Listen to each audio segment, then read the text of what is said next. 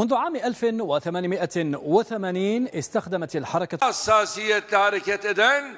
Selahaddin su-aasha taal waxay tahay dowladihii islaamka miyaa booskoodii kasoo bixi waayey ma awood la-aan baa jirta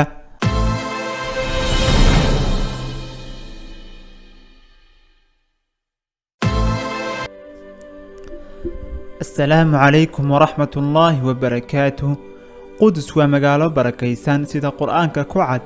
qudus waxay ka mid tahay magaalooyinka ugu qadiimsan dunida aan ku noolnahay waxa ay saldhig u soo noqotay diimaha kala ah islaamka kristaanka iyo judaalismka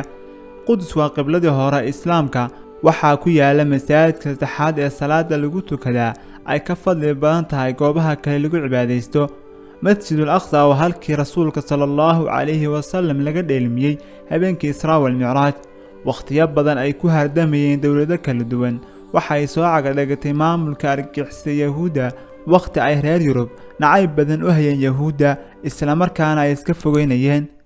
Ingiriisku waxa uu galay khalad taariikhi ah marka uu Yahuuda gacanta u geliyay dhulkii Falastiin Yahuudu waxa ay bilaabeen in ay ku soo qulqulaan dhulkii barakaysnaa Yahuudi caalamka ku noolayd waqtigii dawladii Cusmaaniyiinta caalamka islaamka ka talinaysay isla markaana lagu jibiyay dagaalkii ay gaalada kula jirtay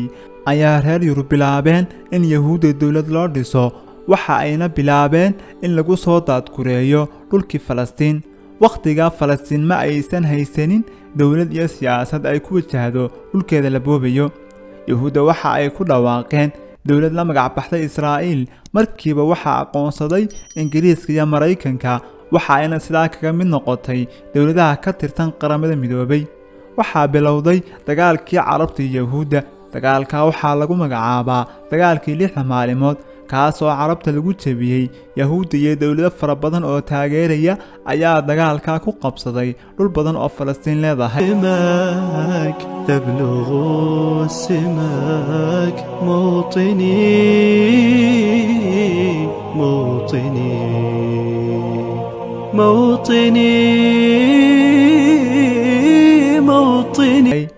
dadkii reer Falastiin waxay noqdeen dad guumaysi aan naxariis lahayn qacanta u galay waxay bilaabeen halgan iyo difaaca dhulka barakaysan laakiinse ma aysan helin cid ku garab istaagta dagaalka ay kula jiraan gaalada Yahuuda waxaa Falastiin ka bilowday kooxo naftool hurayaal ah kuwaas oo u istaagay difaacidda dhulka barakaysan waxaa ka mid ahaa kooxaha Xamaas taas oo maanta jiifiyo joogu diiday Yahuuda habeen iyo maalin ay ka seexan yihiin Yahuudu waa maamul ku caan baxay cabista dhiiga laynta ciyaalka iyo haweenka waxa ay qarniyo badan kumaad ku hayeen muslimiintii Falastiin Falastiiniyiintu waxay muujiyeen geesinimo iyo wax lagu daydo waxa ay difaac ugu jireen maamul caadeysay laynta dadka rayidka waxa ay naftooda u hureen xoreynta masjidul aqsa waxa ay ku waayeen dad badan oo jeclaayeen ha yeeshee waxa ay ku jireen jihaad kooga dhintaa waxa uu ahaa shahiid su-aasha taal waxay tahay dowladihii islaamka miyaa booskoodii kasoo bixi waayey ma awood la-aan baa jirta mise wax kalaa qarsoon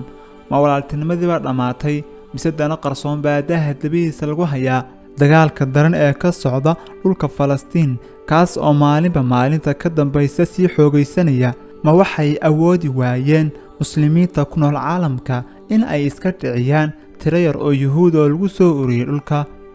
dawladaha Carabta oo noqday kuwa ku ceebaysan dagaalka halka ka socda